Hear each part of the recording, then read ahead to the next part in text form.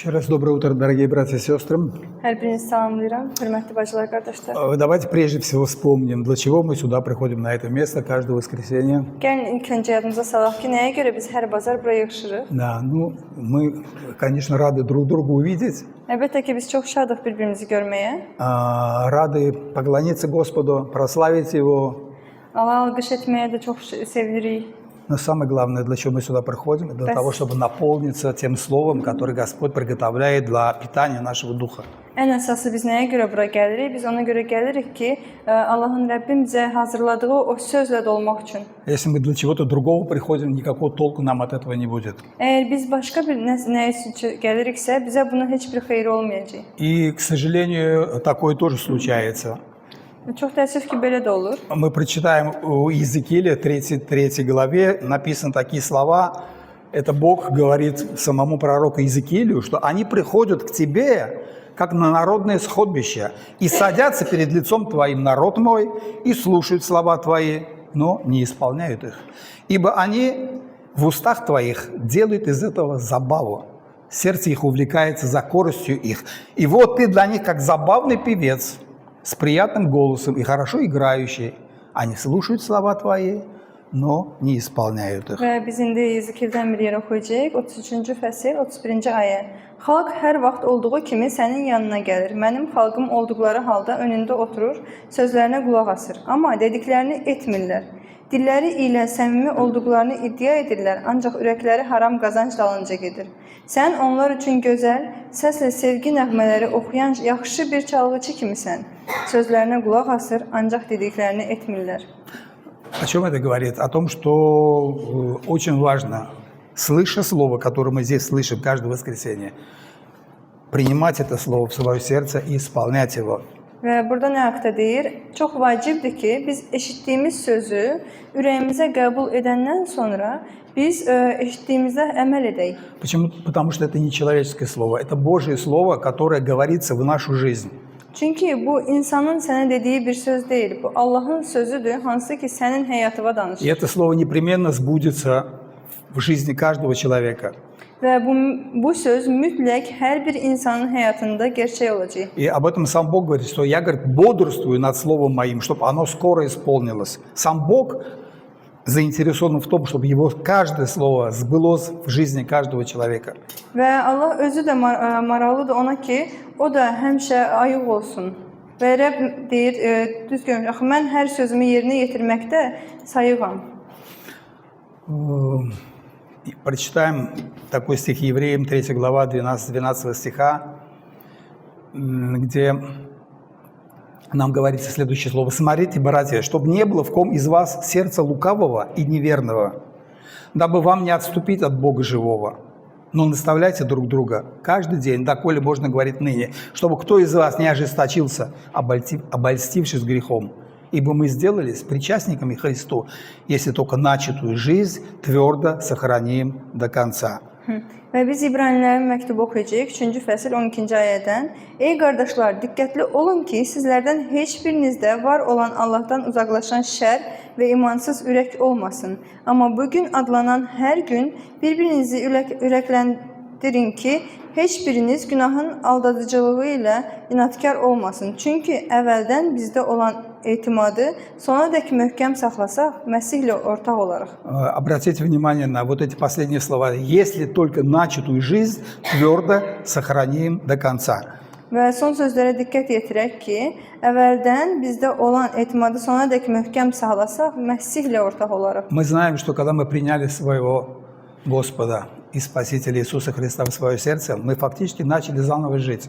Və biz bilirik ki, biz Məsihi xilaskar kimi ürəyimizə qəbul edəndə biz artıq yeni həyata başlamış oluruq. И Слово Божье говорит, что это наша ответственность. Наша ответственность, чтобы мы эту жизнь сохранили до самого конца. Və biz məsuliyyət daşıyırıq ki, biz bu aldığımız yeni həyatı sonadək aparaq özümüzlə. То есть это наша ответственность, чтобы мы не отступили от Бога. Bu bizim öhdəçiliyimizdir ki, biz Allahdan geri dönməyək. Чтобы не свернули с того пути, на который Он нас наставил. Allah bizə öyrətdiyi yoldan kənara getməyək. Слово Божье говорит, что тот путь, на который Он нас наставил, это совершенно прямой путь. Və kəlam deyir ki, Allahın bizə göstərdiyi yol düz yoldur. Поэтому он говорит, что не уклонитесь с этого пути ни налево, ни направо. Və ona görə deyir ki, heç vaxt nə sola, nə sağa getməyin o yoldan. Знаешь, вот представьте себе, мы едем по дороге, вдруг машина взяла и туда в кювет съехала с этого. Подняться бывает очень трудно, съехать очень легко. Təsəvvür edin ki, yoldur, siz gedirsiniz düz yolla və birdən-birə maşın dönür və sağa çönür və düşür harasa. Ora düşmək asandır, amma oradan qalxıb geri dönmək çox çətindir. Поэтому на этом жизненном пути мы должны бодрствовать. Ona görə biz həyat yolunda oyaq olmalıyıq. Мы должны смотреть в свое сердце, насколько оно предано Господу каждый день. Biz öz ürəyimizə baxmalıyıq ki, nə qədər o Allaha sadiqdir. Действительно ли мы во Христе? Həqiqətənmi biz Rəbbdəyik? Действительно ли мы, назвавшись детьми Божьими, исполняем то, что Господь от нас хочет? Həqiqətənmi biz Allahın övladları sayılaraq Allahın istədiyi işləri görürük? Апостол Павел Коринфянам пишет, это 4 глава, 1 Коринфянам, он говорит: «Итак, каждый должен разуметь нас, как служителей Христовых и домостроителей тайн Божьих». От домостроителей же требуется, чтобы каждый оказался верным. Həvari Pavel 1-ci Korinflərdə belə deyir: Beləcə insanlar bizi Məsihin xidmətçiləri və Allahın sirli niyyətini yerinə yetirən idarəçiləri saysın.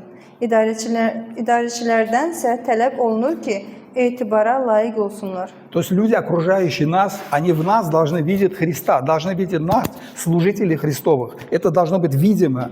Bizim ətrafımızda olan insanlar bizdə Məsihi görməlidirlər. Bu görünməlidir.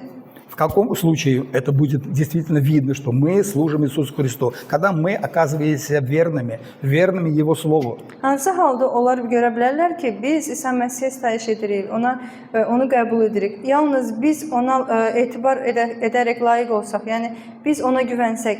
Давайте задумаемся еще над этим словом, что написано. Мы должны быть служителями Христа, служителями и домостроителями тайн Божьих. Что такое домостроители? Что за дом мы должны строить? Və burada yazılıb ki, insanlar Məsihin xidmətçiləri və Allahın sirli niyyətini yerinə yetirən idarəçilər saysın. Bu necə bir insanlardır? Nəyi tikirlər, nəyi sayırlar, nəyin idarəçiliyindədirlər? Мы знаем, Слово Божье говорит, что Бог, Он живет в нерукотворных храмах. Но храм Божий – это мы. Və yazılıb ki, Allah insanların əllərlə yaratdığı məbədlərdə deyil, oralarda yaşamır. Amma Allahın məbədi bizik. Апостол Петр, обращаясь к своим братьям, сказал, что мы, как живые камни, должны устроять из себя дом духовный, священство святое, чтобы приносить духовные жертвы, благоприятные Богу Иисусом Христом. Və 1-ci Petra məktub 2-ci fəsil 5-ci ayədə belə yazılıb: Özünüz də diri daşlar kimi hörülün ki, ruhani ev qurulsun. Orada müqəddəs kahin dəstəsi olasınız və İsa Məsih vasitəsilə Allaha məqbul olan ruhani qurbanlar təqdim edəsiniz. О том же самом и апостол Павел говорил, Коринфянам писал, что разве вы не знаете, что вы храм Божий, и Дух Божий живет в вас. И если кто разорит храм Божий, того покарает Бог. Ибо храм Божий свят, а этот храм вы. Həmçinin Korinflərin məktubda da belə yazılıb: Məgər bilmirsiniz ki, siz Allahın məbədisiniz və Allahın ruhu sizdə yaşayır. Kim Allahın məbədinə ziyan vursa, Allah da ona ziyan vuracaq. Çünki Allahın məbədi müqəddəsdir və bu məbəd sizsiniz. Это наша с вами ответственность сохранить вот эту жизнь, которую нам Господь дал. Он нам dal обетование вечной жизни. Və bizim sizinlə məsuliyyətimiz ondan ibarətdir ki, Allahın bizə söz verdiyi əbədi həyata çatmaq üçün Allahın bizə verdiyi yeni həyatı qoruyub saxlayaq. И это наша ответственность. Вот этот храм, который Господь сотворил в нашем сердце, в котором Он желает жить, чтобы этот храм был рабочим, чтобы он действовал, этот храм. Biz məsuliyyət daşıyırıq ki, bizim içimizdə olan o məbəd, hansını ki, Rəbb qoyub, yeniləyib, o işləv vəziyyətdə olsun. Чтобы мы ничто в этой жизни не делали вопреки Господу. Və Allaha zidd gedən heç bir şey etməyək. Потому что Слово Божье говорит, в притче 21 написано, что нет мудрости, нет разума и нет совета вопреки Господу. Süleyman Məsəllər 21:30-da belə yazılıb: Heç bir hikmət, dərrakə, ibrət Rəbbin qarşısında dayana bilməz. Если мы что-то делаем, что противоречит Слову Божьему, таким образом мы противимся Господу, таким образом мы отступаем от Его заповеди, отступаем с того пути, на который Он нас наставил. Əgər biz Rəbbin sözünə zidd gedən nəsə eləyiriksə, bu o deməkdir ki, biz artıq Rəbbin bizim üçün hazırladığı yoldan kənara çəkilirik. Biz artıq ona hörmət bəsləmirik. И Слово Божие предупреждает нас, что это очень опасно сойти с этого пути. Və kəlam da deyir ki, o yoldan dönmək bu çox səhv bir şeydir və çox qorxuludur.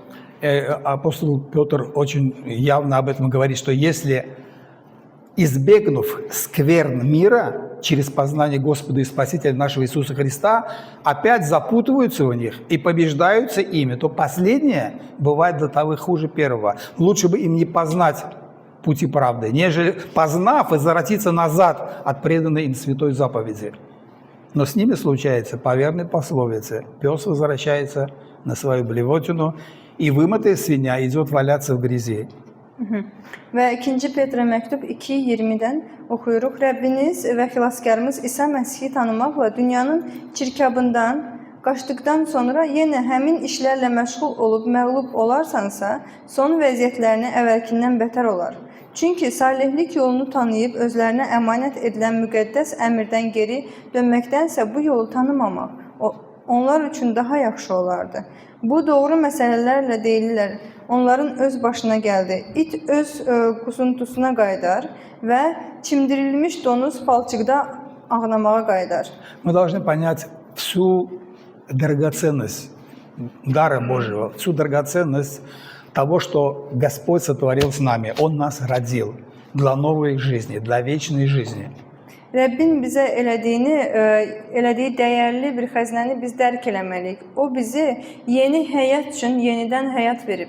И Он надеется, что мы будем идти по этому пути, не свернем ни налево, ни направо, но будем идти за Иисусом Христом, слыша Его голос и творя Его волю. Ümid edir ki, biz onun bizim üçün ayırdığı yolla düpbələm-düz gedəcəyik. Nə sağa, nə sola dönməyəcəyik. Onun iradəsini yerinə yetirəcəyik. Слово Божие предупреждает нас, что это очень опасно оставить Господа, оставить путь спасения, уклониться с этого пути. Очень опасно. Və Rəbbin kəlamı da bizə deyir ki, o yoldan sağa ya sola dönmək, ya geri dönmək bu çox qorxuludur. Жизнь вообще дело идет к тому, что это фактически говорится о жизни и о смерти. Написано, что всех отступающих от уставов твоих ты не излагаешь, ибо ухищрение их ложь. Господь сам не излагает тех, кто уходит от Него. O dərəcədə qorxuludur ki, bu ölüm-dirim məsələsidir. Hətta Zəburda belə yazılıb. Qaydalarını ataları özündən kənar edirsən, çünki onların bütün fəndləri boşdur. Это очень жесткое слово, но оно такое. Бог, Он нелицеприятен, и Он не собирается с нами заигрывать. Он говорит совершеннейшую правду. Говорит, написано, всем отступникам и грешникам погибель, и оставившие Господа истребятся, ни больше, ни меньше, истребятся. Və həmçinin yazılıb ki, bütün Rəbdən dönənlər də həmçinin öləcəklər, güllənəcəklər. У меня в моем компьютере за 23 года хождения в Господе огромное количество фотографий, огромное количество видео за все эти годы. Я смотрю на этих людей, с которыми я встречался 20 лет назад, 15 лет назад, 10 лет назад. И как многих из них сегодня нет в этом зале. И у меня лично сердце болит об этих людях. Və mən öz şəkillərimə baxanda görürəm ki, 20 il əvvəl, 15 il əvvəl elə insanlar olub ki, mənim həyatımda hal-hazırda bu zalda onlar yoxdular və onlara görə mənim ürəyim ağrıyır. Я буквально, знаете, вот в ночи вызываю, что по именам называю. Где ты? Куда ты делся? Почему ты ушел? Неужели ты не понимаешь, что ты ушел из жизни в смерть и идешь по этому пути? Неужели ты не понимаешь, что в конце этого пути действительно смерть? Самая настоящая. Və gecələr o Allahdan dönən insanlar üçün mən dua edirəm və deyirəm ki, onların adlarını çağırıram. Bir-bir onların hər biri adını çəkib dua edirəm ki, sən nəinki sən başa düşmürsən ki, sən həyatdan gedib ölüm yoluna dönmüsən və o yol səni ölümə aparacaq. Sən səhv yoldasan. Что является причиной того, что человек сошел с этого пути? Грех. Səhv yola dönməyin insanın səbəbi nədir? Bu günahdır. Слово Божие говорит, что беззаконного уловляет собственное беззаконие его, и в узах греха своего он содержится. Грех не дает тебе вернуться туда. Kəlam deyir ki, şər insan öz təqsirlərinə görə tutular, günahının kəməndinə dolanar. Да. Иоанн в своем послании говорит, что всякий, приступающий учение Христова и не пребывающий в нем, не имеет Бога, а пребывающий в учении Христовом имеет и Отца, и Сына. Həddi aşıb Məsihin təliminə sadiq qalmayan hər kəs Allaha malik deyil. Həmin təlimə sadiq qalan kəs isə həmin ataya, həm də oğula malikdir. Это совершенно невозможно. Не жить по Слову Божьему и думать о себе, что я во Христе, что со мной все в порядке. Bu mümkün deyil ki, sən fikirləşəsən ki, sən imanlısan, amma sən Allahın kəlamına görə yaşamırsansa. Слово об этом говорит, что кто приступает к учению Христова, тот, кто не поступает по Слову Божьему, тот на самом деле не имеет Бога. Və kəlam da həmçinin deyir ki, kim Allahın sözünə qulaq asmırsa, onda Allah artıq yoxdur onun üçün. И каждый из нас должен задуматься вот о жесткости этого слова, которое говорит: удаляющие себя от тебя гибнут. Ты истребляешь всякого отступающего от тебя. Это Псалом 72. Sən özündən uzaq olan, yəni Allahdan uzaq olan insanlar hamısı yox olur və bu çox ciddi bir sözdür. Бог, Он Бог ревнивец. Он для нас сделал все возможное для того, чтобы действительно дать нам будущность, дать нам надежду, дать нам возможность во всей жизни своей вот славить Его, во все дни жизни своей прославлять Его. Allah bizim həyatımızda bizim üçün hər bir şeyi, hər bir yol verib ki, biz öz həyatımızla onun adını ucaldaq. Что чаще всего бывает причиной того, что человек вроде бы покаялся, ходил какое-то время в церковь, читал Слово Божие, пребывал в Слове Божьем, а потом вдруг смотришь его раз и нету. Что причиной это является? Bunun səbəbi nədir ki, insan imana gəlir, tövbə edir, kəlam oxuyur, kəlamda olur, duada olur və birdən-birə yoxa çıxır. Bunun səbəbi nə ola bilər? Грех. Günah. И самая большая, самая распространенная причина, когда человек, может быть, он просто не понял, что же Господь для него сделал, и опять возвращается в этот мир. Və çox yayılmış səbəblərdən biri də, çox vaxt insan imana gələndə o tam dərk eləmir ki, Allah onun üçün nə edib və nə hazırlayıb. Ona görə o yenidən köhnə həyatına qayıdır. Смотрит на своих друзей неверующих, которые продолжают работать, зарабатывать деньги, веселиться, радоваться этой жизни. И он говорит: а что я тоже так хочу. Və gedir öz dostlarına baxır, köhnə dostlarına, hansı ki işləyirlər, yaxşı pul qazanırlar, gedib hardasa əylənə bilirlər və o da düşünür ki, mənə bu daha xoşdur və mən bunu istəyirəm. Слово Божие говорит, что желающие обогащаться впадают в искушение и в сеть, и во многие безрассудные и вредные похоти, которые погружают людей в бедствие и пагубу.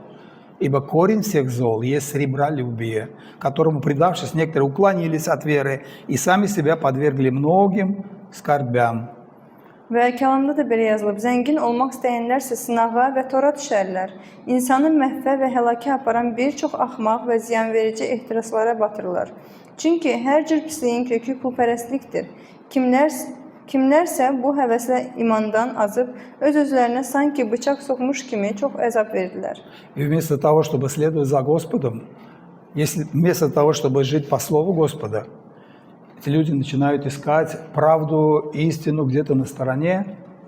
Və Allahın kəlamına görə yaşamaqdansa bu insanlar həqiqəti hardasa başqa yerdə axtarırlar. Хорошо, в притче написано, 17 притчи, что мудрость пред лицом у разумного. Вот тебе Слово Божье дано. Это инструкция для твоей жизни. Смотри в эту инструкцию и живи по ней. Və kəlamda da belə yazılıb, Süleyman məsəlləri 17-24. Qanan adam hikmətə baxar, axmağın gözləri dünyanın o tayını axtarar. Да, а глаза глупца на конце земли. Человек думает: о, поеду я туда, буду заниматься тем, вот там счастье, вот там радость. Və Axmaq adam fikirləşir ki, hə, mən indi ora gedərəm, orada bu işlə məşğul olaram, bunu eləyərəm, belə qazanaram. Я на прошлой неделе встретил человека, которого давно в церкви нету. Спрашиваешь, ну что собираешься делать? Я собираюсь поехать в Турцию, там буду заниматься чем-то, зарабатывать деньги. Ну и что, ты ничего здесь не добился, почему ты думаешь, что ты там чему-то добьешься? Здесь ты за Господа не держался, у тебя все кверх ногами. Там будет лучше, не будет лучше. Və keçən həftə bir insanla görüşmüşəm.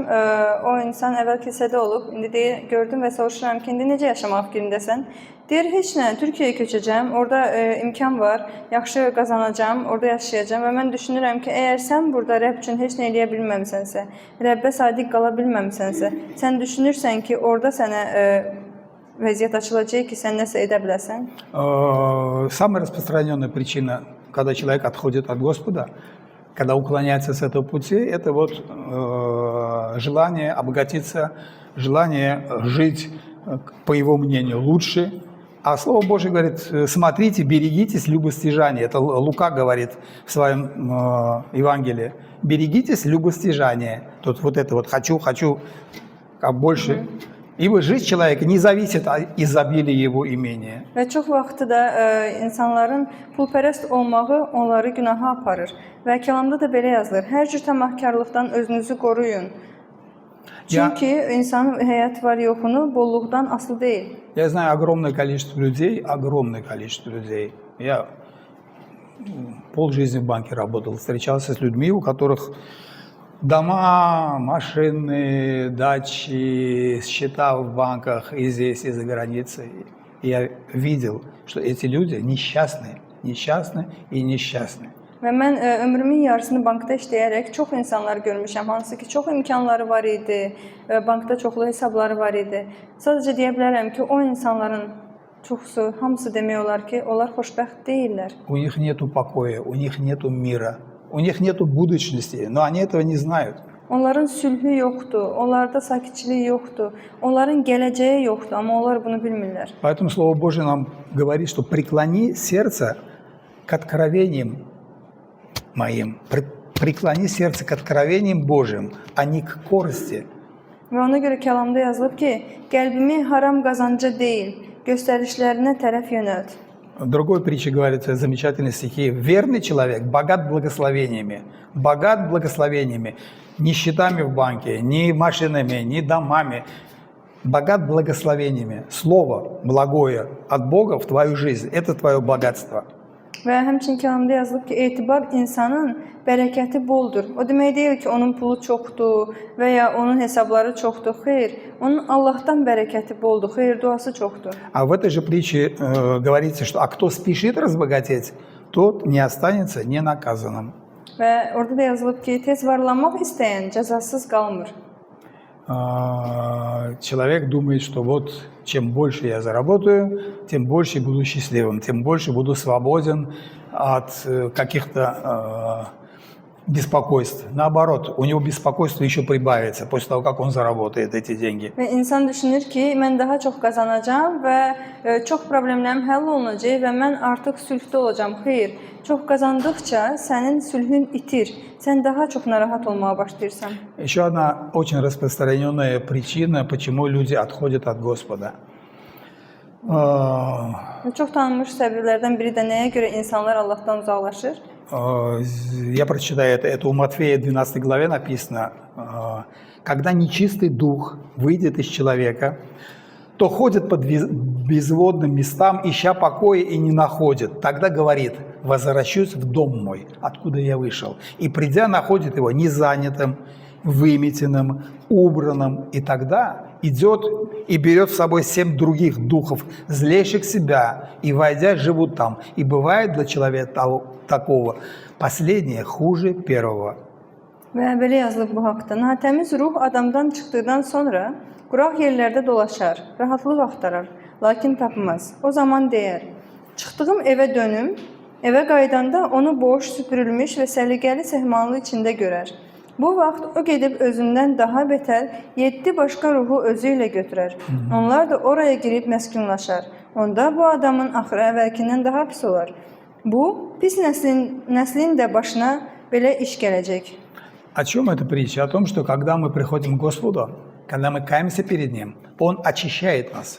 И всякий нечистый дух выходит из нашего сердца, освобождает место для Святого Духа. Nə haqdadır bu məsələ? Bu məsələ o haqdadır ki, biz təmizlənəndə, Rəbbi qəbul edəndə bizim daxilimiz təmizlənir, bizim ürəyimiz təmizlənir və biz yenidən köhnə həyatımıza qayıdanda, o bizim içimizdəki o köhnə ruh 7 dənə başqa bətər ruhları da götürüb, orada məskunlaşır və bizi daha bətər hala salır.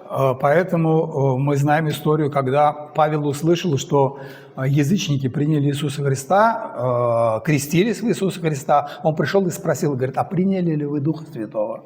Və ona görə biz Həvari Pavel danışır ki, görür ki, insanlar vəftiz olunur və yaxınlaşır onlardan soruşur ki, siz müqəddəs ruhla vəftiz olunmusunuz?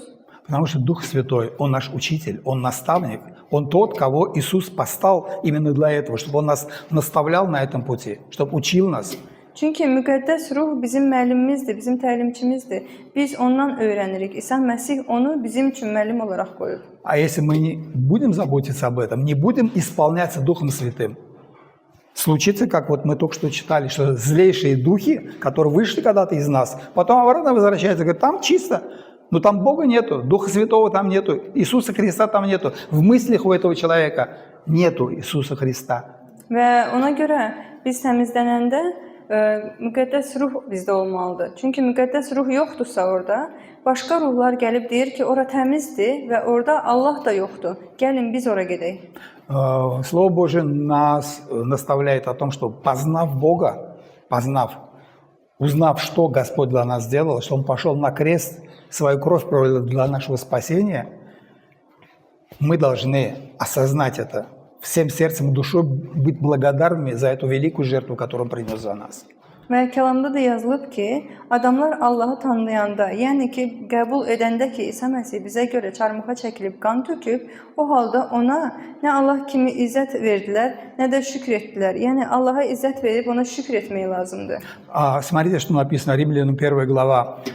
Вот про таких людей написано, что как они, познав Бога, не прославили Его как Бога и не возблагодарили, но осуетились в умствованиях своих, и омрачилось несмысленно их сердце, называя себя мудрыми, обезумели. Adamlar Allahı tanıdıkları halda ona nə Allah kimi izzət verdilər, nə də şükür etdilər. Əksinə, boş düşüncələrə uydular və axmaq ürəklərini qaranlıq bürüdü. Если человек, который принял Иисуса Христа в свое сердце, который крестился, но не желает следовать за Христом, не желает служить Ему, не заботится иметь Бога в своем разуме, он рано или поздно упадет. Рано или поздно с этого пути он сойдет. İnsan hansı ki vəftiz olub tövbə edib, o insan hansı ki beynində hələ ki Allah haqqında düşüncələr yoxdur, tam olaraq dərk eləmir və Allahı beynində saxlamır, o insan gec və ya tez yıxılacaq. И смотрите, апостол Павел предупреждает об этом. Конкретно говорит, что так как они не заботились иметь Бога в разуме, то предал их Бог превратному уму делать непотребство. И там целый шлейф этих непотребств. Так что они исполнены всякой неправды, блуда, лукавства, корыстолюбия, злобы, зависти, убийства, раз. Я не буду до конца. Там вот такой список всяких нечистот. Və Həvari Paveldə yazıb, Allah şüarlarını saxlamağı yanlış saydıkları üçün Allah da onları yanlış düşüncələrə təslim etdi ki, ədəbsiz işlər görsünlər. Onlar hər cür haqsızlıq, pislik, tamahkarlıq və çox murdar işlər görüblər. Это наша ответственность – иметь Бога в своем разуме. Когда ты проснулся, первое, что ты должен сделать – поблагодарить Господа за то, что ты вообще проснулся, за то, что ты видишь этот свет, за то, что можешь дышать, за то, что у тебя есть две ноги, две руки, два глаза. Ты можешь разговаривать, можешь слышать. Və oyananda biz gərək birinci növbədə Allaha təşəkkürümüzü bildirək və Allaha deyək ki, çox sağ ol ki, bizim 2 əlimiz var, 2 ayağımız var, 2 gözümüz var və sağlamıq, hər şeyimiz yerindədir. Hər bir şey, hər xırda bir şeyə görə Allaha təşəkkür bildirmək lazımdır. И самое главное, ты должен осознавать, что я возрожденный человек, я родился от Духа. Господь меня призвал для того, чтобы я в свое время встретился с Ним на небе и в вечности жил. Biz özümüz məsuliyyət daşıyırıq ki, müqəddəs ruh bizdə yaşasın və biz deməliyik ki, mən onun qarşısına qalmalıyam ki, Allah həmişə mənimlə olsun. Что мы для этого должны сделать? Просто мы должны жить в обновленной жизни. Написано, что отложить прежний образ жизни ветхого человека. Как мы раньше жили, мы должны забыть вот этот нашу жизнь прежнюю. Написано, что отложить прежний образ жизни ветхого человека. Və yazılıb ki, bu təlimə görə əvvəlki həyat tərzinizə məxsus olub aldadıcı ehtiraslar pozulmaqdan olan köhnə mənliyi kənara atın. Yəni bizim köhnə həyatımız, hansı ki bizdə var idi və bizi pozurdu, biz onu tulamalıyıq, atmalıyıq. Написано, что мы должны обновиться духом ума своего, облечься в нового человека, созданного по Богу, в праведности, в святости, в истине. Yazılıb ki, ruhən və əqlən yeniləşin, əsl salihlik və müqəddəsliklə Allaha bənzər yaradılmış yeni mənliyə bürünün. Это наша ответственность, это наше решение конкретное, что я с этим миром покончил. Я люблю Господа, которого меня из этого мира вытащил, из этой грязи омыл меня, поставил на вот этот верный путь, я буду держаться этого пути до самого конца. Bizim məqsədimiz olmalıdır ki, biz köhnə həyatı kənara ataraq özümüzə sərhədlər qoyaq, özümüzə gələcək həyat üçün düşüncələr qoyaq ki, mən bu həyatı kənara atdım, mən artıq yenilənmişəm və mən müqəddəs yaşamaq istəyirəm. Как мы должны, вот что такое бодрствовать? Что мы должны делать для того, чтобы с нами не случилось что-то такое, что мы упали? Oyaq olmaq nə deməkdir? Yəni ki, bizim başımıza elə bir iş gəlməsin ki, biz yıxılaq. Несколько конкретных советов, которые Слово Божие нам говорит. Апостол Павел пишет своему ученику Тимофею: «Вникай в себя и в учение, занимайся сим постоянно, ибо так поступая и себя спасешь, и слушающих тебя». Və bir neçə məsləhət var kəlamdan. 1. Timofeyə məktub 4:16. Özünə və verdiyin təlimə diqqətli ol. Bu işlərlə məşğul olmağa davam et. Çünki bunu etməklə həm özünü, həm də səni dinləyənləri xilas edəcəksən. Поэтому вникай в учение. Что такое? Вникай в Слово Божие, читай постоянно, рассуждай о Слове Божьем. Ona görə yazılıb ki, sən oxuyanda araşdırıb oxu kəlamı, təlimdə diqqətli ol. Матфей в своем Евангелии говорит такую вещь: «Бодрствуйте и молитесь, чтобы не впасть в искушение. Дух бодр, плоть же немощна. Бодрствуйте и молитесь». Всегда бодрствовать, всегда быть начеку. Və Mattada da belə yazılıb ki, oyaq durun, durub dua edin ki, sınava düşməyəsiniz. Ruh həvəsli, cisim isə gücsüzdür. Həmişə oyaq olmaq lazımdır ki, biz yıxılmayaq deyə. Еще одна из самых тоже распространенных причин, по которой человек уходит с правильного пути, это обиды. Да? Вдруг он услышал, что кто-то про него что-то не так сказал, не так на него посмотрел. Человек принял эту обиду в свое сердце и говорит: все, я в эту церковь не хожу, там меня обижают, там меня не понимают. И кому от этого стало хуже? Тебе стало хуже. Ты ушел с пути. Çox tanınmış səbəblərdən biri də bu inciklikdir. İnsan çox vaxtı bilmədən kimsə nəsə eləyəndə insan inciyir öz daxilində və deyir ki, orada məni incitdilər, orada xətrimə dəydilər, mən daha o kilsəyə getməyəcəm. Amma inciklik edərək o özünə edir. Kiməsə başqasına nəsə etdiyini düşünməməlidir. Это человеческое, это чисто человеческие вот такие мысли, что кто-то обо мне что-то не то подумал, не то сказал. И что в конечном итоге происходит? Человек вот эти мысли впустил в свое сердце, и потом он эти мысли, неправильные мысли в своем сердце крутит. Там Слово Божие не может работать. Там, где есть грех, там, где есть обида, Слово Божие не достигает до этого сердца. Оно занято обидой. Və insan kimsə ona elə belə bir söz deyəndə belə, o sözü öz ürəyinə pis fikirlə qəbul edir və içində artıq inciklik yaranır. Və inciklik olan bir yerdə, yəni artıq Allahın nəyisə ola bilməz. Çünki sənin ürəyində artıq qaranlıq gəlir. Хорошо об этом говорится притча, 20-я притча. Написано, что помыслы в сердце человека глубокие воды, но человек разумный вычерпывает их. Представьте себе, вот ты на лодке плывешь, и в эту лодку начинает вода подтекать, где-то дырка есть, вода течет. Если ты ничего не будешь делать, ты с этой лодкой вместе утонешь. Və burada yazılıb ki, Süleyman məsələləri 25. Ürəyin düşüncələri dərin sulara oxşar. Dərakəli adam onu çəkib çıxarar. Təsəvvür edin ki, siz bir qayıqda üzürsüz və birdən orada deşik yaranır və ora su gəlir. Əgər siz o deşiyi bağlamasanız, o su dolacaq və qayıq batacaq. Вот если мы будем все время допускать в свое сердце вот эти негативные мысли о том, что кто-то обо мне что-то сказал, кто-то неправильно в отношении меня поступил, вот это вот самые воды, глубокие воды, которые тебя рано или поздно потопят. А умный человек, мудрый человек вычерпывает это, выбрасывает. Это я, говорит, отрекаюсь от этого. Господь мне сказал любить врагов моих, благословлять ненавидящих меня.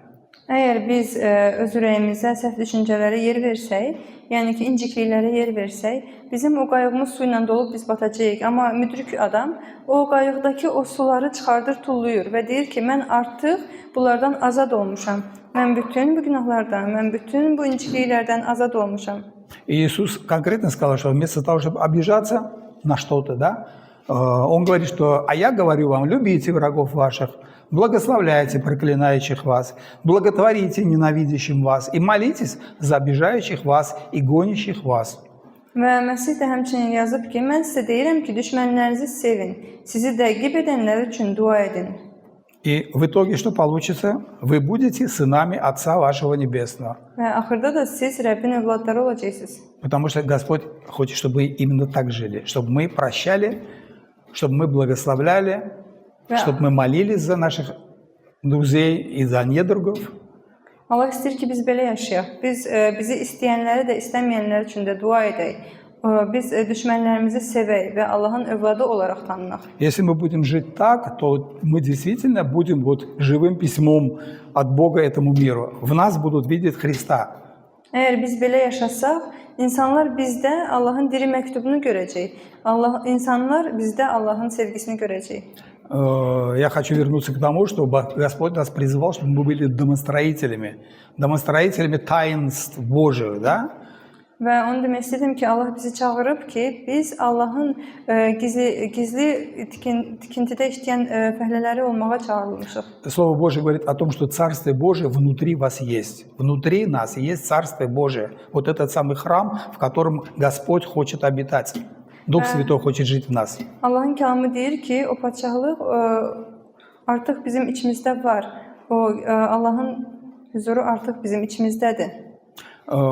И Римлянам 14 глава говорит следующие вещи, что Царствие Божие не пища и питье, но праведность и мир и радость во Святом Духе. Кто сим служит Христу, тот угоден Богу и достоин одобрения от людей. Çünki Allahın padşahlığı yemək içməkdən ibarət deyil. Müqəddəs ruhda salihlik, sülh və sevincdən ibarətdir. Kim beləcə Məsihə qulluq edirsə, Allahı razı salır və insanların da rəğbətini qazanır. Этот мир должен в нас видеть праведность нашу пред Господом, то, что мы храним мир, который Господь нам дал, и то, что действительно Святой Дух живет в нас, путеводит нас, наставляет нас. Мы особенные.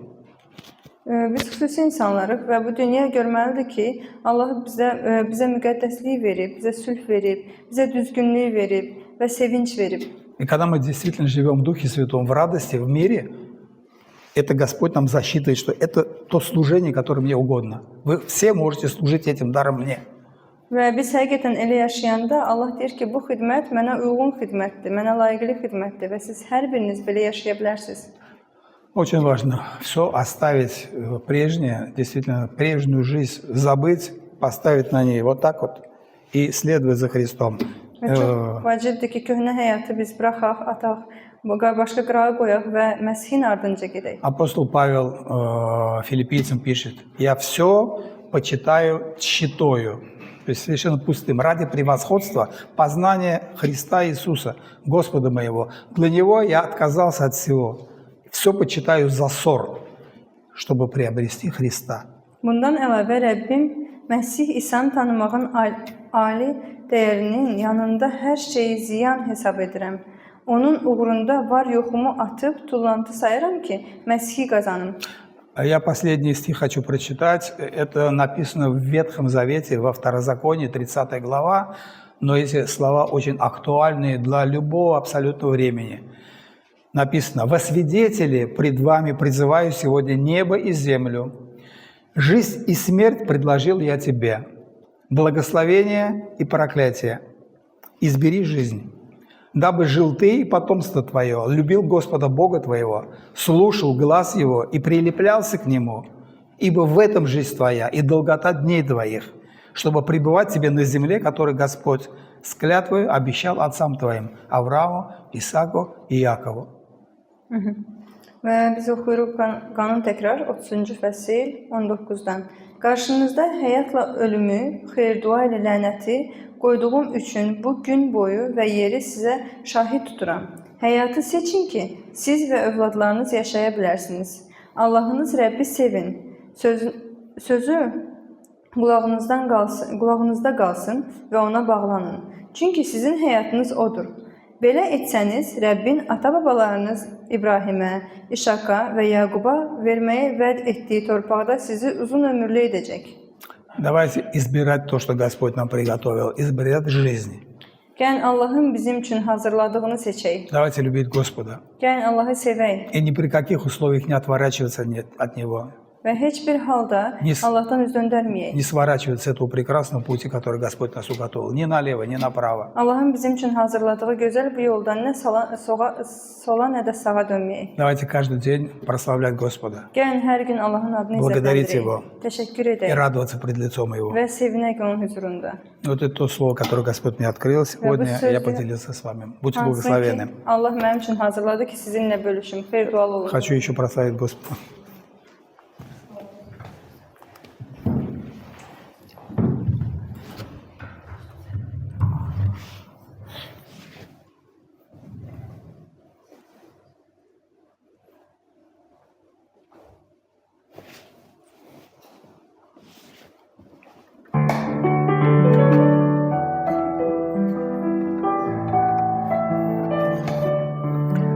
Буду славить Тебя, Господи, всем сердцем моим, восхищать все чудеса Твои, буду радоваться и торжествовать о Тебе, петь имени Твоему Всевышний, возвещать все хвалы Твои, буду радоваться о спасении Твоем, петь имени Твоему Всевышний, возвещать все хвалы Твои, буду радоваться о спасении Твоем.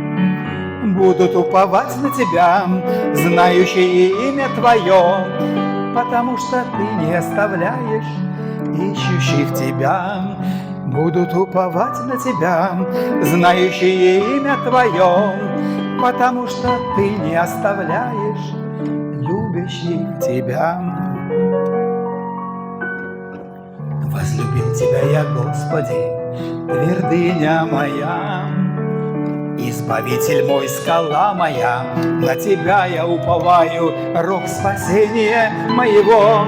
Буду прославлять Твое могущество, буду воспевать любовь Твою. И один достоин славы и хвалы мой Бог. Буду прославлять Твое могущество, буду воспевать любовь Твою. Ты один достоин славы и хвалы, мой Бог. Будут уповать на Тебя, знающие имя Твое, потому что Ты не оставляешь ищущих Тебя. Будут уповать на Тебя, знающие имя Твое, потому что Ты не оставляешь любящих Тебя.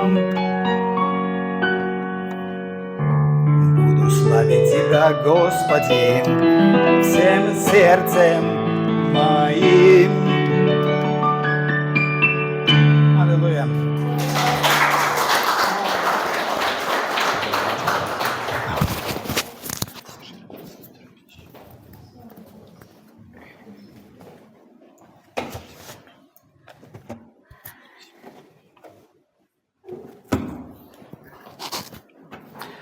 Слава нашему Господу!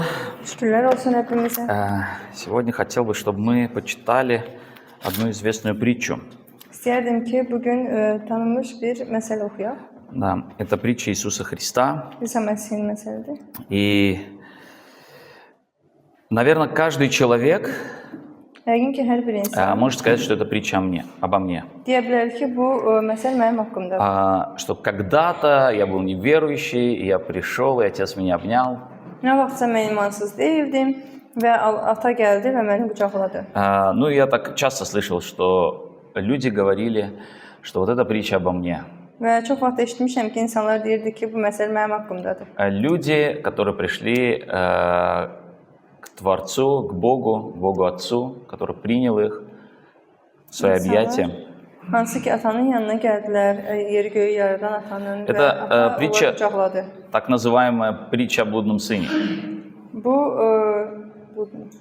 səhv yolda olan oğul haqqındadır. Но знаете, я думаю, что эта притча действительно о нас, о всех. Və mən həqiqətən düşünürəm ki, bu məsələ bizim hər birimiz И там haqqındadır. очень много mudrости. Və orada çox müdriklük var. И она не только о том, что мы когда-то были без Бога и обратились к Богу. Və bu yalnız bizim nə vaxtsa Allahdan uzaq olub sonradan ona qovuşmağımız haqqında deyil. Очень часто люди, которые знают Бога, все равно оказываются в каких-то трудностях, проблемах. Çox vaxt insanlar hansı ki Allahı tanıyırlar, onların da çətinlikləri olur. А иногда даже буквально со свиньями. Və hərdən də həqiqətən onlar donuzlarla bir yerdə olurlar. И знаете, много очень интересного в этой притче. Və çox maraqlı şeylər var bu məsələdə. Да, и много сегодня читать не будем. Və biz bugün çox oxumayacağıq. Основное это притча о блудном сыне, это притча из Евангелия от Луки. Lukan müjdəsi. Да, но я хотел бы, чтобы мы читали понемножку и постарались вникнуть и понять, что Христос говорит через эту притчу. Və mən istərdim ki, biz az-az oxuyaq və dərk edək ki, Məsih nə demək istəyir bu məsələdə. Еще сказал, давайте, Евангелие от Луки, 15 глава, с 11 стиха. Еще сказал, у некоторого человека было два сына. Və İsa bunu da danışdı. Bir adamın iki oğlu var idi. И младший из них, и сказал младший из них отцу, «Отче, дай мне следующую мне часть имения». И отец разделил им имение. Oğlanlardan kiçiyi atasına dedi: Ata, var dövlətindən payıma düşəni mənə ver. Atası da varını onların arasında bölüşdürdü. Как вы думаете, проблема уже началась здесь? Necə düşünürsünüz? Artıq çətinlik burada başlayıb? Да, нет, нет, да, да. Hə, yox. Ну, для меня, наверное, нет. Mənim üçün yəqin ki. И я сейчас скажу, почему я так думаю. Потому что Mən deyəcəm nəyə görə mən belə düşünürəm, ona görə ki, младший попросил разделить, дать ему его часть. kiçik oğul atadan xahiş edir ki, onun payına düşəni versin. Младший обычно просит.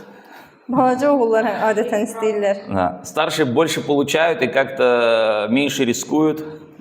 Böyük oğullar çox vaxt çox əldə edirlər, amma ki az riskə gedirlər. Иногда мои сыновья что-то хотят, я даже знаю, что они хотят. Hərdən mənim oğullarım nəsə istəyirlər və mən hətta bilirəm onlar nə Да. istəyirlər. Но обычно подходит младший и просит. Və çox vaxtı balacası yaxınlaşır istəyir. И когда я разрешаю, старший даже удивляется. Və mən icazə verəndə böyüyü isə məhtəl Ну, qalır. типа, а что, так можно было? Və deyir ki, belə olardı ki, Да, надо было просто попросить. sadəcə gəlib istəmək И, lazım. наверное, в каждой семье, где больше одного ребенка, Yəqin ki, bütün ailələrdə hansında ki bir uşaqdan çoxdur övlad, старший подговаривает младшего. Иди попроси, иди böyükü скажи. balacanın qulağına deyir ki, get istə. И действительно, как-то младшему легче попросить. Və həqiqətən balacasına daha asandır gəlib nəsə istəmək. И это притча о нас. Və bu məsəl bizim haqqımızdadır. И здесь младший просит имущество или наследство, которое ему принадлежит по праву. Və burada balaca övlad onun payına düşəni istəyir. И, возможно, то, что ему даже уже отец обещал. Və ola bilsin ki, hətta o var dövlətdə ki, hansını ki atası ona vəd vermişdi. Но, знаете, мы не хотим ждать, Amma biz gözləmək istəmirik. мы хотим побыстрее получить. Biz tez almaq istəyirik. И когда нам Священное Писание говорит, что нас ждут города из золота, улицы из золота, Və müqəddəs kəlamda deyəndə ki, bizi şəhərlər, məhəllələr, красивые райские сады, qızılla dolu olan cənnət bağları bizi gözləyir. и не видел того глаз, и не слышало ухо об этом, что приготовил Отец любящим его. Və heç bir göz görməyib, heç bir qulaq eşitməyib Allahın onun üçün nəyi hazırladığını. Это то, что Бог нам обещает. Bu Allahın bizə vəd verdiyidir. Но мы говорим: Отец, вот сейчас бы нам немножко деньжат, там дом, машину, не знаю, у кого что. Və biz deyirik ki, ata, indi istəyirik, heç olmasa biraz sənin bizə vəd verdiyindən, evdən, maşından. От той золотой улицы один кирпичик хотя бы, но сейчас. O qızıl məhəllədən heç olmasa bir kərpicini ver qızıl olan. И это, наверное, нормально, потому что даже святые апостолы, ученики Иисуса Христа, первые ученики Иисуса Христа, задавали ему такой вопрос. Bizim üçün bu normaldır, yəqin ki, çünki o vaxtda İsa Məsihin şagirdləri, birinci şagirdləri ona belə suallar verirdi. Да? Сказали: вот мы оставили все и последовали за тобой. Что нам будет? Və deyirdilər ki, biz hər şeyimizi atıb sənin ardınca getmişik. Buna görə bizə nə olacaq? Nормальный вопрос. Normal bir Нормальный sualdır. вопрос. И, наверное, пока мы живем в этом мире, у нас есть какие-то нужды, и мы можем обращаться. Və biz bu dünyada yaşadığımız müddətdə bizim hansısa ehtiyaclarımız olur və biz diləyə bilərik. И мы недавно говорили о том, что хорошо служившие приготовляют себе высшую степень и особенное дерзновение во Христе Иисусе.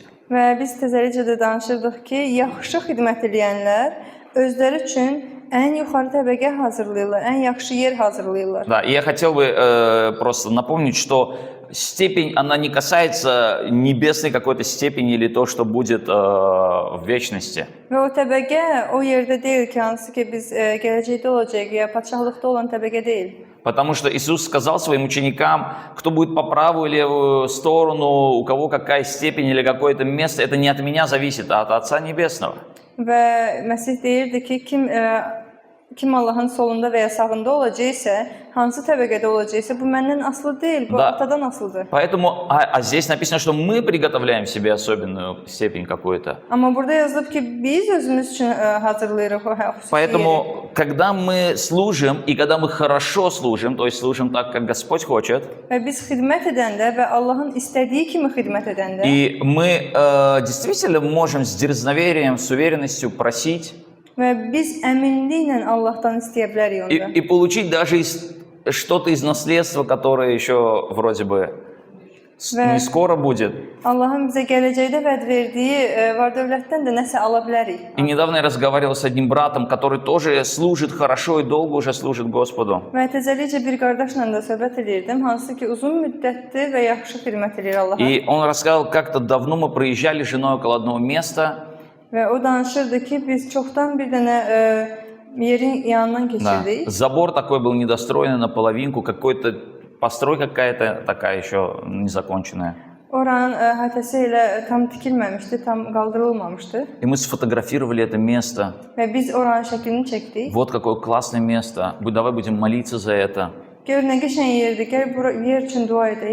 Вот здесь, если была бы церковь, если был бы здесь дом молитвы, было бы классно. Bax, burada dua evi olsa, kilsə olsa çox gözəl olardı. И они даже попросили одну сестру, из того, что было, они сделали такой макет,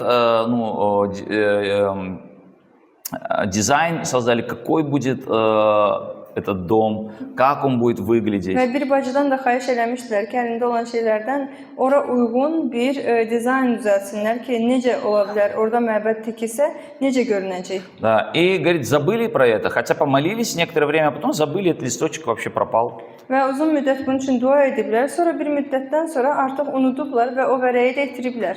И когда чудесным образом через много лет купили это место, отремонтировали, много средств потратили на это. Və neçə ildən sonra onlar oranı aldılar, oranı remont elədilər, tikdilər.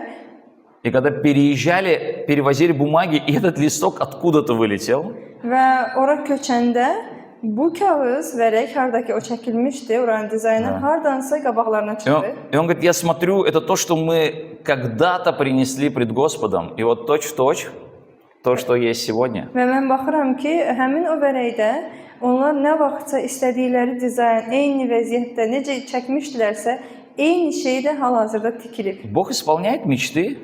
Allah arzuları yerinə yetirir. И он даже такую вещь сказал, что мы даже сами можем ограничивать, когда мы говорим, вот нам это нужно и больше ничего. Və biz hərdən özümüz sərhədlər qoyuruq ki, deyəndə ki, mənə sırf bu lazımdır, bundan başqa heç nə lazım deyil. Да, как женщина-вдова с кувшинами, да, которые собрала. Все знаете эту историю? Və o dul qadın hansı ki, o quşunu, Да, ну, габулары, да. qablarla gedirdi və yığırdı onları. И знаете, поэтому суть не в том, что мы можем получить даже сегодня что-то из-за имущества, Və məsələn onda deyir ki, biz bu gün hansısa miras əldə edə что-то из bilərik. наследства, да. Мало того, здесь написано, отец разделил двум братьям. Və burada yazılıb ki, ata iki qardaşa böldü. Почему он разделил? Nəyə görə o böldü? Я думаю, потому что они хорошо трудились, они помогали, они возделывали землю. Düşünürəm ki, onlar yaxşı işləyirdilər, yaxşı iş görürdülər ataları üçün, kömək edirdilər hər bir şeydə. О старшем брате мы можем быть в этом уверены. Он Böyük пришел с qardaşlar поля buna в əmin конце ola bilərik. притчи. Çünki o işdən gəlirdi, Да. işləyib gəlirdi. И, возможно, младший также. Они дети одного отца. Yəqin ki, balacası da elə olub, çünki ataları birdir. И для старшего его наследство не стало проблемой. Və böyük üçün onun üçün miras var, dövlət bir çətinlik olmayıb. Он же разделил, им обоим дал наследство. Narahatçılıq olmayıb. Çünki ata iki yerə bölüb, ikisinə bölüb. Проблема не в том, что он получил наследство. Məsələ onda deyil ki, o artıq öz payına düşəni alıb. Проблема появилась позже. Çətinlik sonradan gəlir. По прошествии немногих дней младший сын, собрав все, пошел в дальнюю страну и там расточил имение свое, живя распутно. Bir neçə gün sonra kiçik oğul nəyi varsa, yığıb uzaq bir diyara yollandı. Orada pozğun həyat sürüb var dövlətini heç puç etdi. Вот где начинается проблема.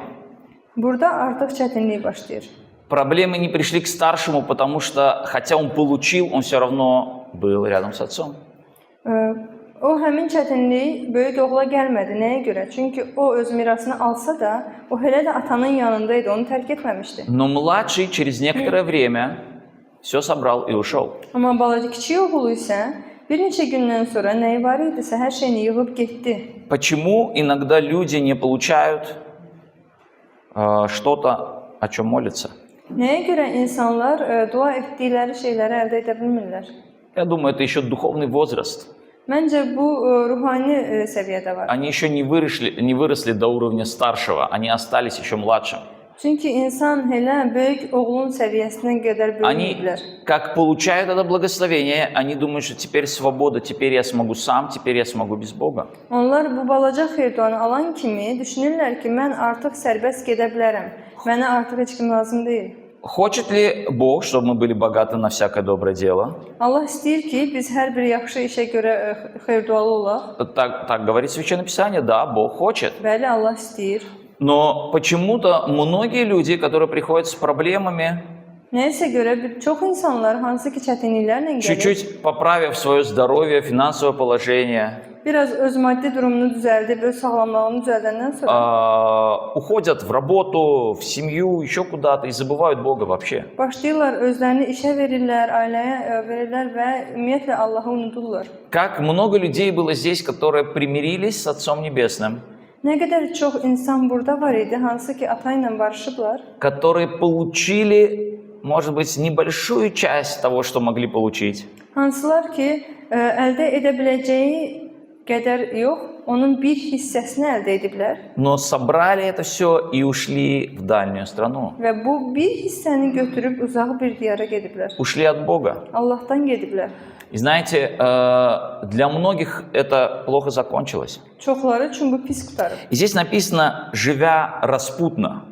Və burada yazılmışdı ki, oğul pis həyat yaşayıb, pozğun həyat Да, yaşayıb. в русском языке «распутно» это такое слово, когда у человека нет никакой морали, этики, то есть не соблюдает вообще абсолютно, свобода полная.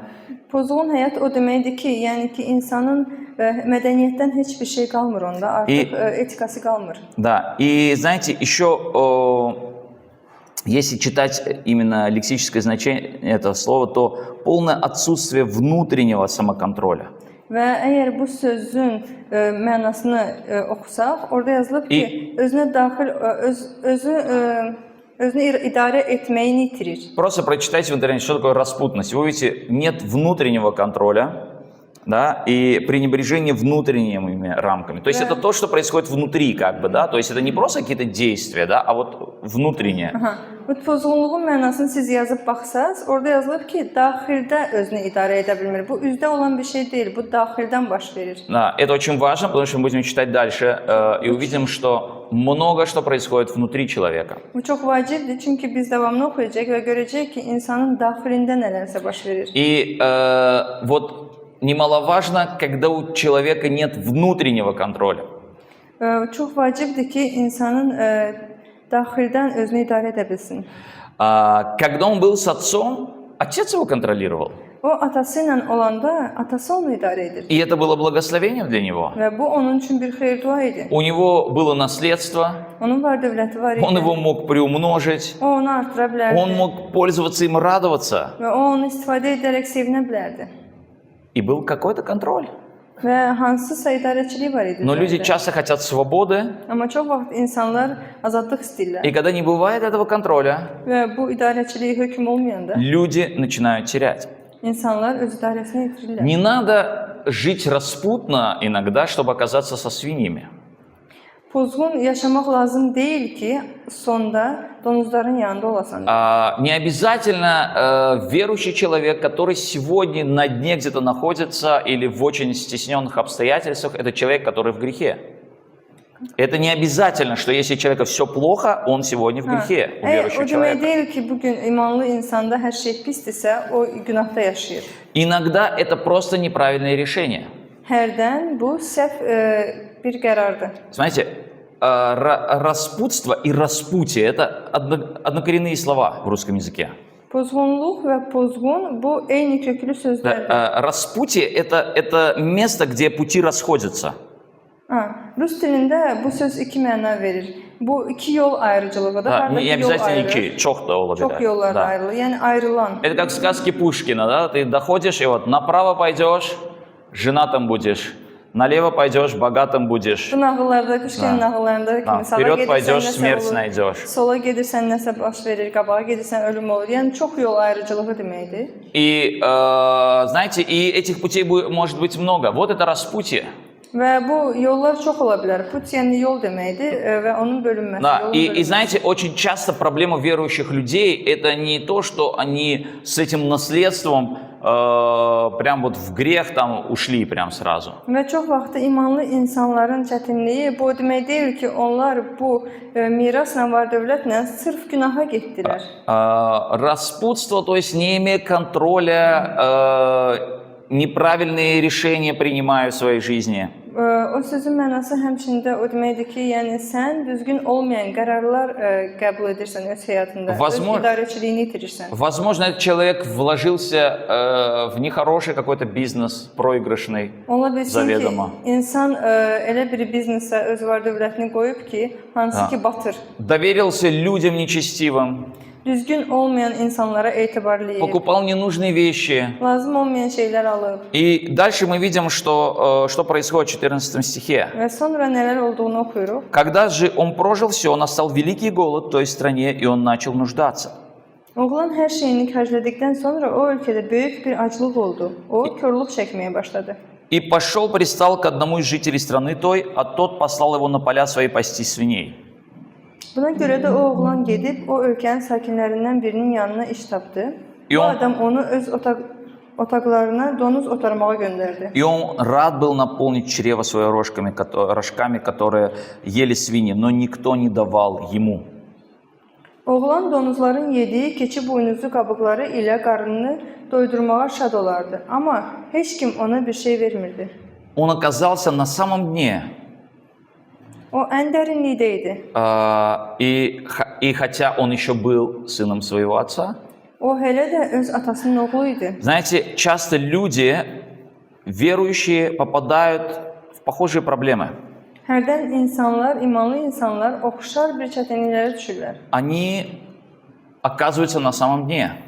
Onlar ən dərinlikdə olurlar. Иногда буквально остаются со свиньями. Hərdən də donuzlarla bir yerdə olurlar. И иногда это действительно, как сегодня брат говорил, это грех, Hərdən də həqiqətən bu günahdır. который на то и направлен, чтобы унизить человека и разрушить его личность. Bu günah o günahdır ki, onun mənliyini alçaltsın və onu öldürsün deyidir. Но очень часто у верующих людей это неправильные решения.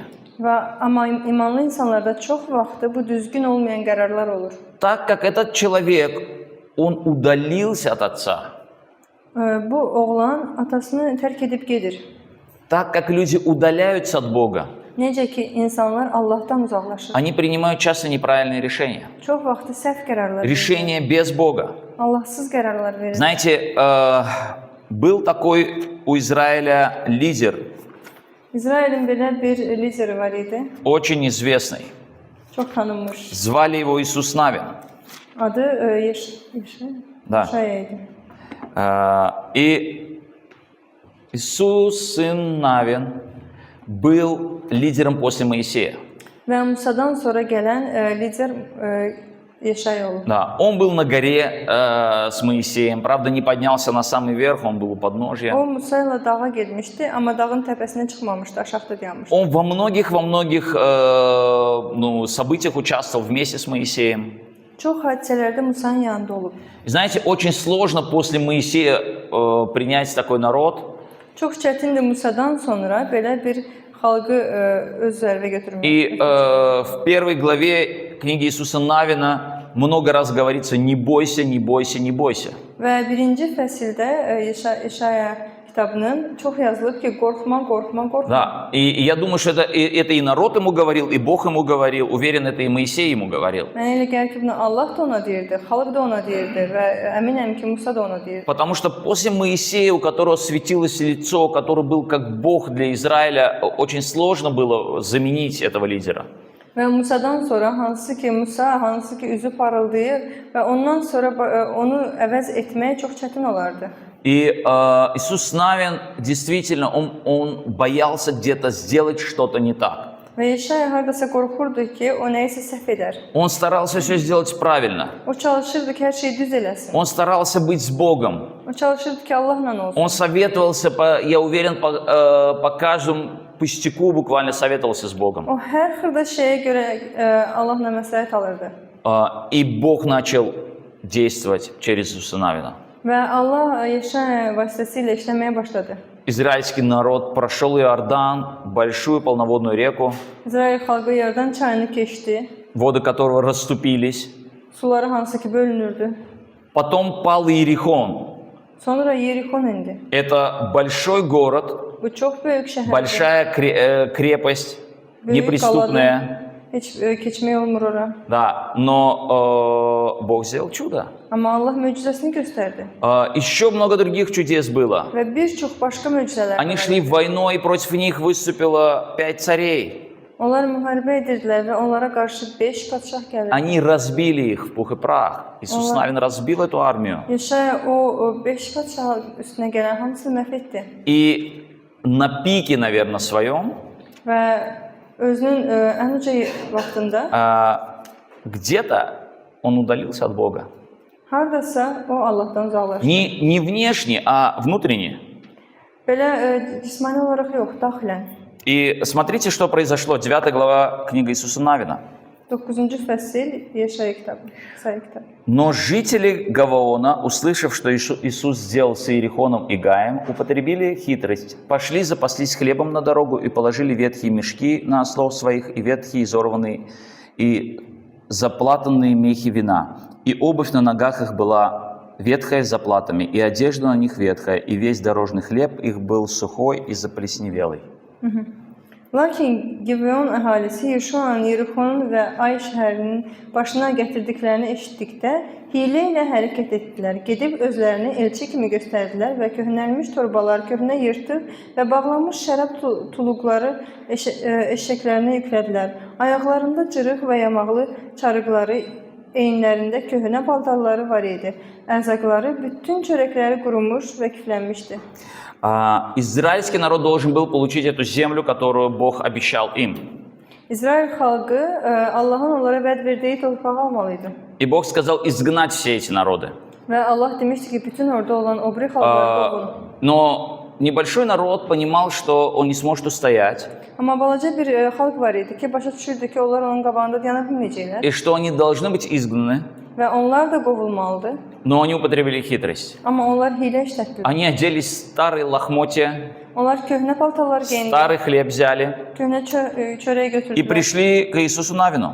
və Yeşaya yanına gəldilər.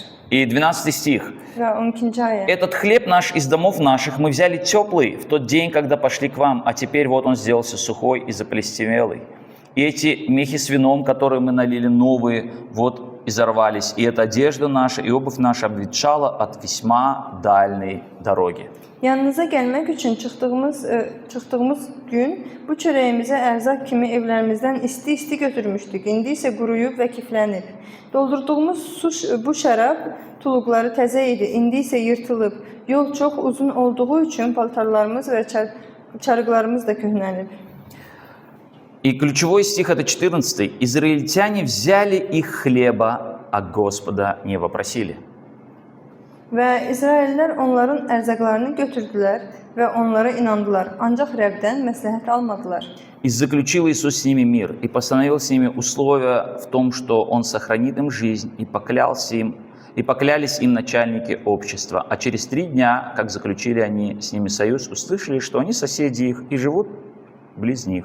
Yeşua onlarla sülh bağlayıb, onları sağ buraxacağına söz verdi və icma rəhbərləri də bunun üçün and içdilər. Onlarla əhd bağladıqdan 3 gün sonra eşitdilər ki, bu adamlar İsraillilərlə qonşuluqda öz aralarında yaşayanlardandır. Проблема многих верующих людей. Çox imanlı insanların Мы сами уже можем дать совет. Biz özümüz məsləhət verə bilərik. Наверное, даже еще больше проблема служителей, которым приходят за советом. Yəqin ki, daha çox xidmətçilər, kimlərin ki, yanına gəlirlər ki, məsləhət almaq üçün. И ты знаешь, как написано в Библии, Və biz bilirik kəlamda necə yazılır. и такое уже бывало, может быть, в Və жизни. belə bir oxşar hadisələr çox И ты oldu. прям сразу готов дать готовый ответ. Və sən həmin dəqiqə cavab vermək И istəyirsən. для себя у тебя есть готовый ответ. Və sənin üçün də bu cavab var. Особенно, когда появляются какие-то возможности, чтобы не упустить, надо быстро действовать. Daha çox da nə vaxt ki, səndə imkanlar yaranır və bu imkanı əldən qaçırmamaq üçün sən tez hərəkət И, etməlisən. наверное, самые большие проблемы в моей жизни были, когда я был уже верующим. Və ən böyük çətinliklərim mən artıq imana gələndən sonra olmuş. И это не было грехом, это было неправильное решение в моей жизни. Və bu günaha görə deyildi, bu səhv qərarlara görə. Решение, которое я принимал без Бога. O qərarları hansını ki, mən Allahdan məsləhət almayıb. И очень многие люди сегодня, Və çox insanlar indi, верующие люди, imanlı insanlar, дети Отца Небесного, Padşahın övladları, они находятся со свиньями. onlar donuzlarlandı. И это следствие неправильных решений. Və bu düzgün olmayan hərəkətlərin Но знаете, cavabıdır. есть выход. Amma çıxış yolu var. 17 стих. «Придя же в себя, сказал, столько наемников у отца моего избыточествуют хлебом, а я умираю от голода». Onda oğlan özünə gəlib dedi, atamın nə qədər muzlu işçisi var, hamısının da doyunca yeməyə çörəyi var. Mən isə burada acından ölürəm. Мы видим, что-то начинает меняться внутри опять. Biz görürük ki, daxildə artıq nəsə yenə dəyişilir. Как распутство и все остальное, это внутреннее какое-то состояние, Necə ki, bozğunluq və daxildə olan bu vəziyyət, то и покаяние, и изменение жизни – это тоже что-то, что произошло внутри. və tövbə də və həyatın dəyişilməyi də bu daxildə olan nəsədir. Он пришел в себя. Такое ощущение, как будто он был вне себя вообще. O özünə gəldi. Elə düşünülür ki, yəni ki, o özündə deyildi. Он осознал причину проблемы в своей жизни. Öz çətinliyinin səbəbini başa düşdü. Он пришел в себя. O özünə gəldi. Сегодня уже читали. Вникай в себя и в учение. Вникай в себя, загляни в себя. Özünə daxil ol, yəni özünə bax. Женщина, которая страдала кровотечением, она говорила сама в себе. Və qadın hansı ki, qanaxma ilə əzab çəkirdi, o özünə deyirdi. Что-то очень важное происходит внутри нас. Nəsə çox vacib bir şey bizim daxilimizdə baş verir. Знаете, я несколько раз принимал решение сам в себе, не провозглашая, не говоря это, просто, наверное, я сделаю так.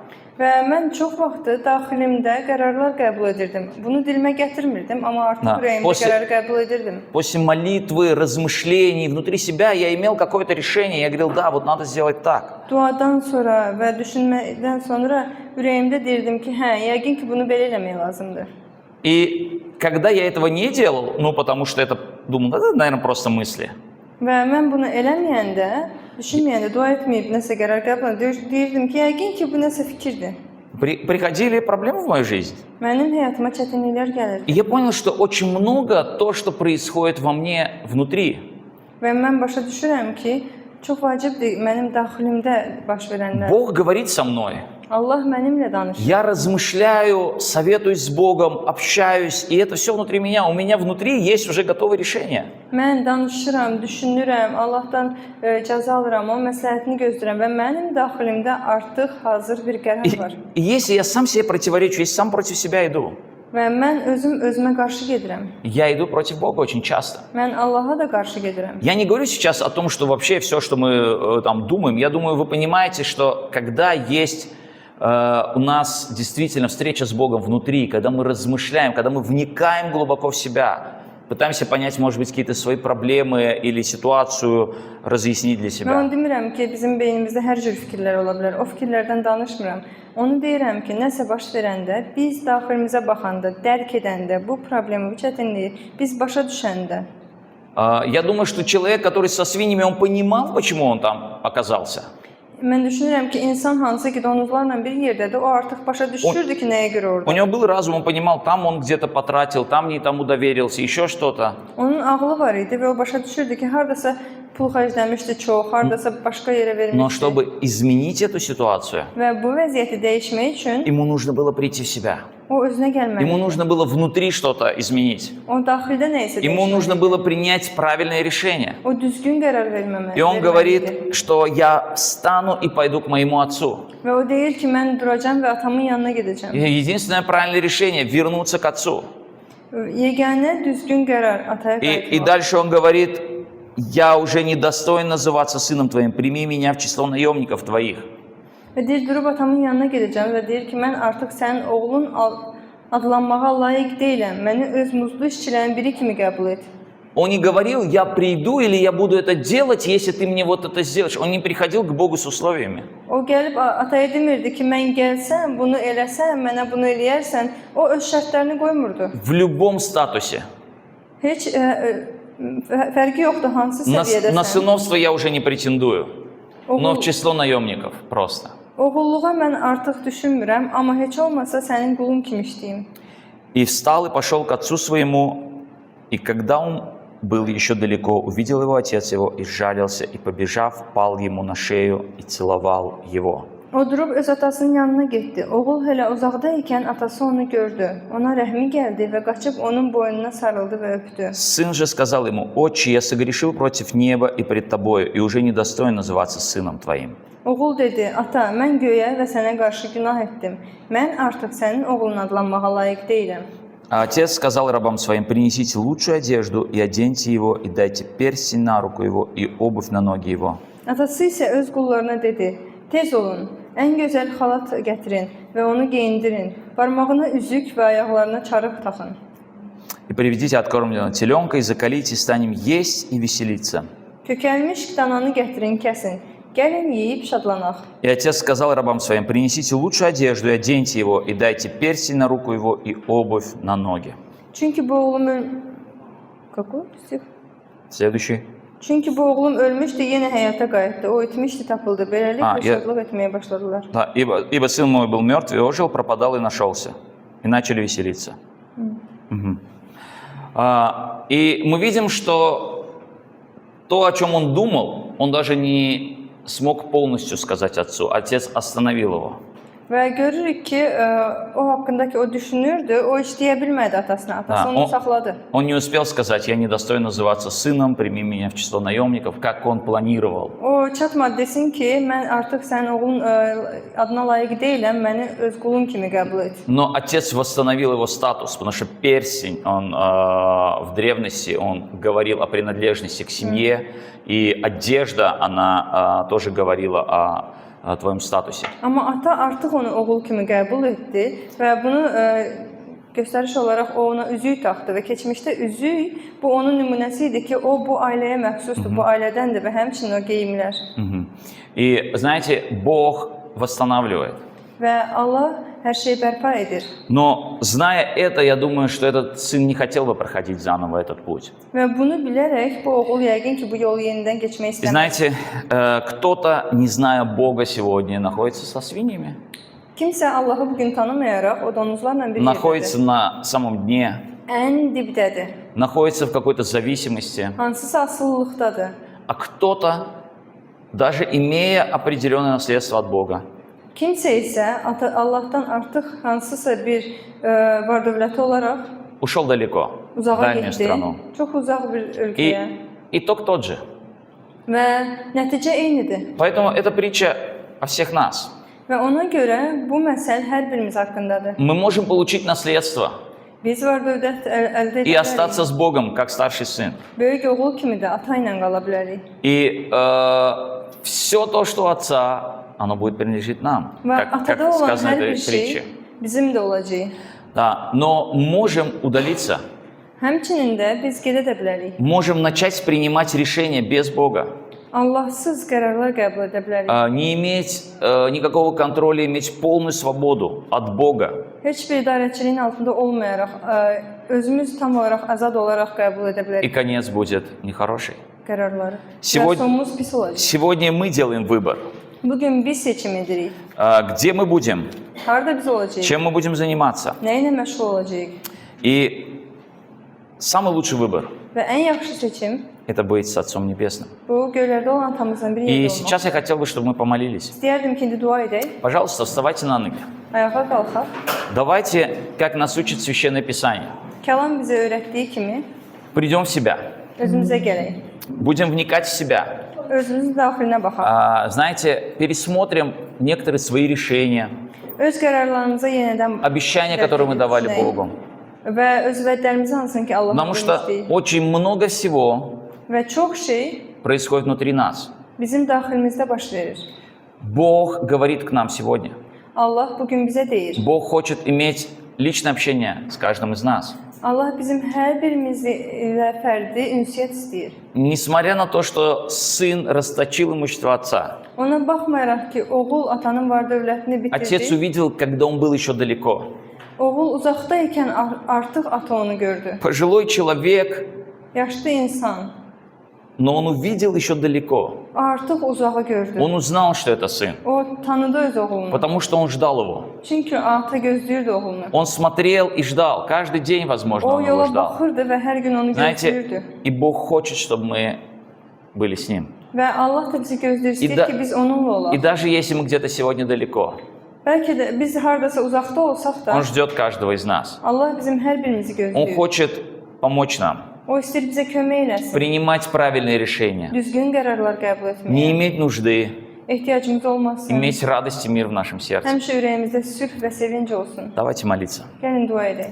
Господь, слава Тебе и хвала. Şükürlər olsun sənə Rəbb. Благодарим Тебя, Отец, Təşəkkür edirik sənə ata. за то, что мы можем просить в первую очередь. Ona görə ki, biz səndən diləyə bilirik Господь, и Ты даешь нам və sən bizə verirsən. все, что мы просим. İstədiyimiz hər bir Ты даешь şeyi. нам полную свободу, Sən bizə tam azadlıq verirsən. свободу выбора.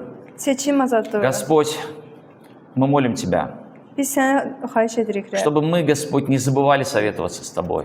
Biz səninlə məsləhət almağı Чтобы мы, unutmayaq. Господь, принимая какие-то решения, Господь, мы искали Твоей воли, Biz hansısa qərarları qəbul edəndə sənin iradəni Твоего axtaraq, совета, sənin məsləhətini axtaraq. чтобы, Господь, все, Господь, благословения, которые Ты посылаешь в нашу жизнь, O xeyir dualar hansın ki, sən bizim həyatımıza чтобы göndərirsən. они не отдалили нас от Тебя. Onlar bizi səndən uzaqlaşdırmasın. Пошли Твой мир в наши сердца. Öz sülhünü ürəyimizə Помоги нам göndər. вникать в себя, Kömək ol ki, biz özümüzə gələk. вникать в себя и в учение, Öz daxilimizə dərk edək Быть və вне- sənin təliminə dərk edək. быть внимательными к голосу Твоему. Sənin səsinə diqqətli olaq. То, что Ты говоришь в наше сердце, Sənin bizim ürəyimizə лично deyəni, к нам. sırf bizim özümüzə Помоги нам это deyəni. слышать. Kömək ol ki, biz eşidə bilək. Помоги нам исполнять это. Kömək ol ki, biz yerinə Помоги yetirə нам bilək. быть твердыми, Господь. Biz bərk olaq. Спасибо Тебе, Çox sağ ol sənə. что Rəbb. Ты всегда нас ждешь. Çox sağ ol ki, həmişə bizi gözləyirsən. что Ты, Господь, на каком бы мы дне не были, Ты восстанавливаешь нас. Hansı dibdə olmasaq da sən bizi bərpa edirsən. Ты, Господь, принимаешь нас Sən bizi qəbul edirsən и благословляешь və нас. xeyir dua verirsən. Спасибо Тебе, Çox Отец. sağ ol sənə Rəbb. За все Тебя благодарим. Hər bir şeyə Славим. görə sənə təşəkkür edirik. Отец, Сын и Дух Святой. Ata, oğul, müqəddəs ruh adına. Аминь. Amin.